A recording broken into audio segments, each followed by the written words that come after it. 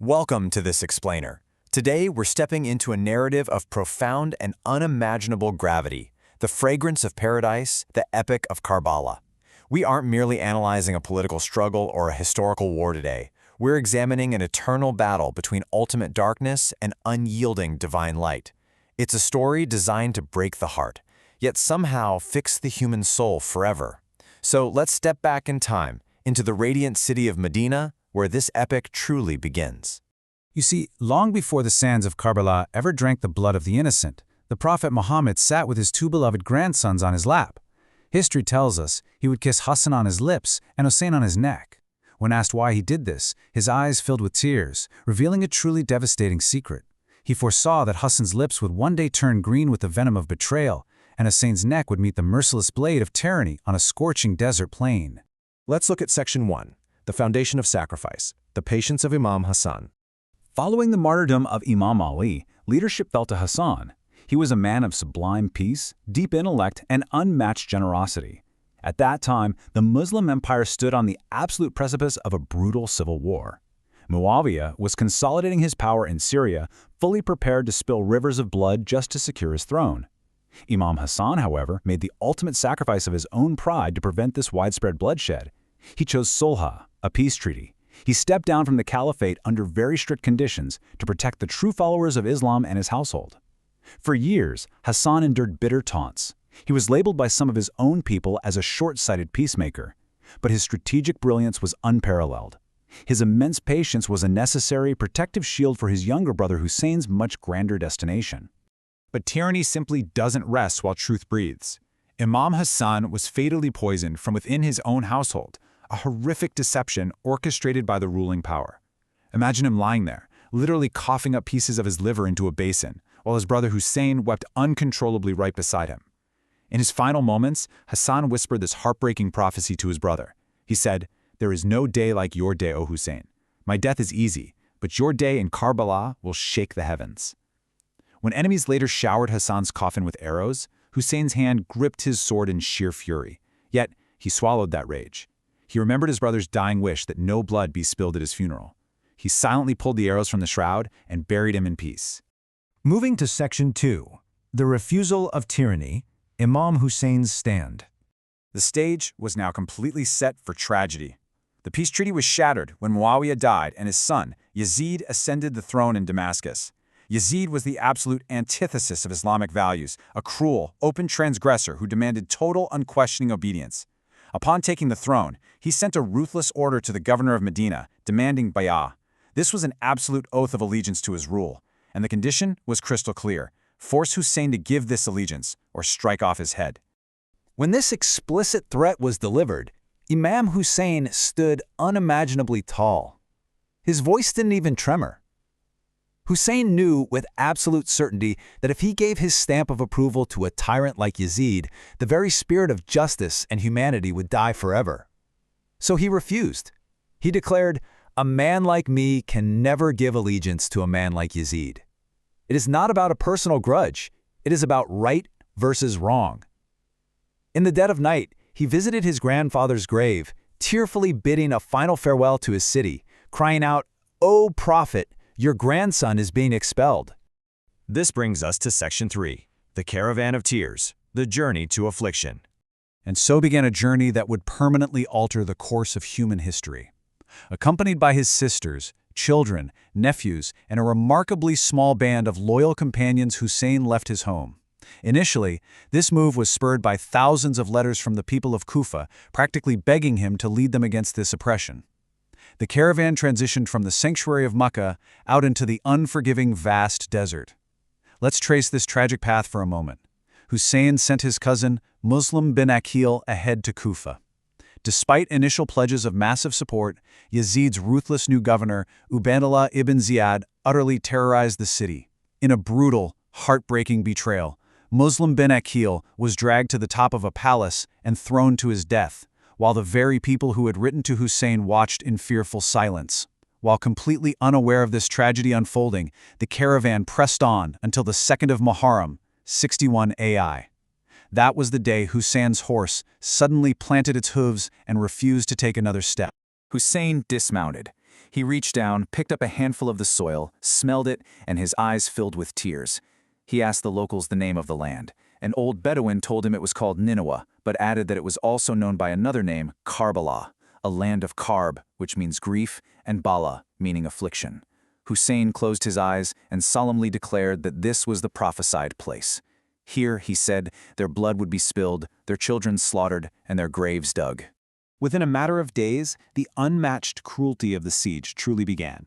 An army of 30,000 soldiers surrounded Husain's tiny camp of roughly 72 fighting men, who were standing alongside women and young children.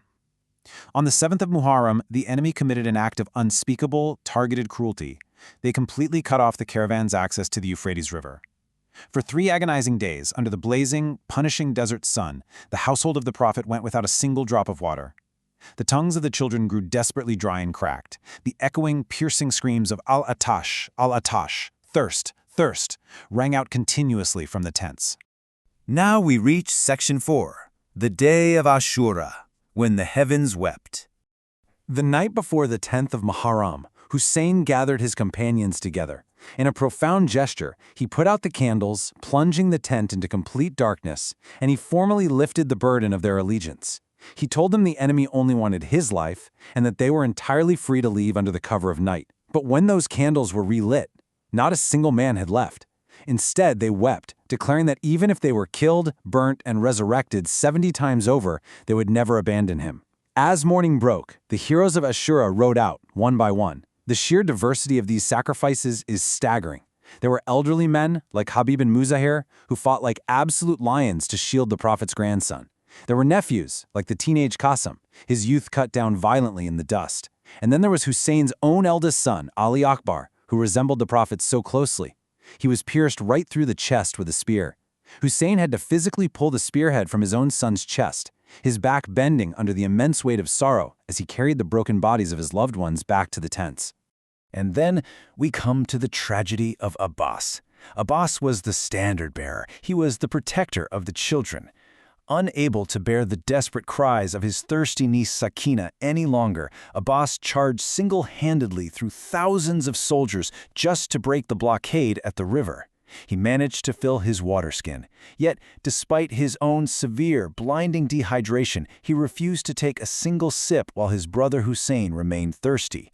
On his way back to the camp, he was cowardly ambushed from behind the trees. First, one arm was severed, then the other. Abbas, refusing to give up, held the water skin with his teeth until an arrow pierced it, spilling the precious, life-saving water onto the unforgiving sand. Without arms to even break his fall, Abbas plummeted from his horse, crying out his final farewell. Section 5. The Ultimate Sacrifice. A Stand for Humanity. Finally, there was no one left.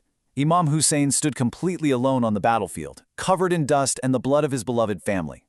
He walked slowly back to the tents for one final, devastating farewell, and it is here that we witness the ultimate sacrifice, a stand not just for a community, but for the very conscience of humanity itself.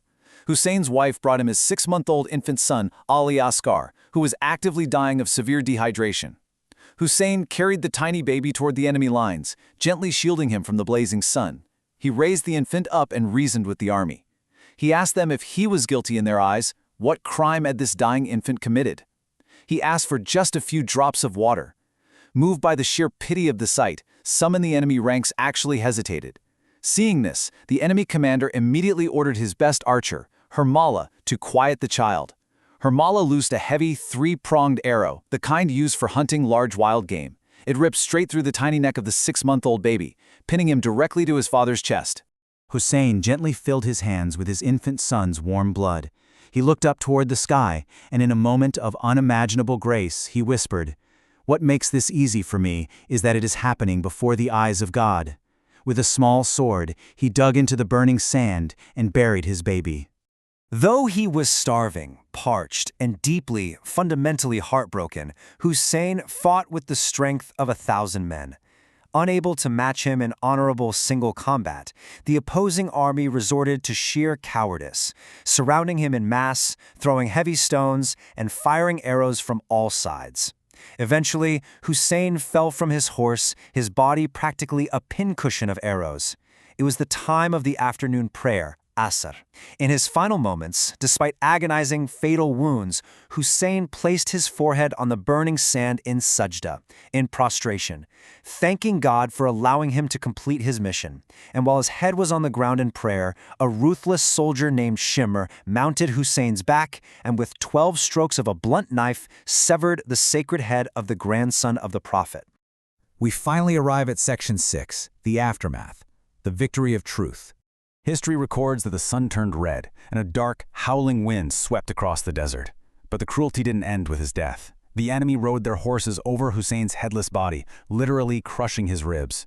They charged into the defenseless camp, burning down the tents, stealing veils, and binding the surviving women and children in heavy chains, forcing them to march across the blistering desert all the way to Damascus.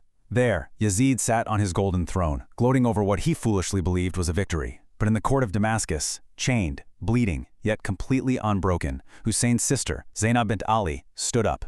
With roaring, unyielding eloquence, she delivered a speech that shook the very pillars of that palace.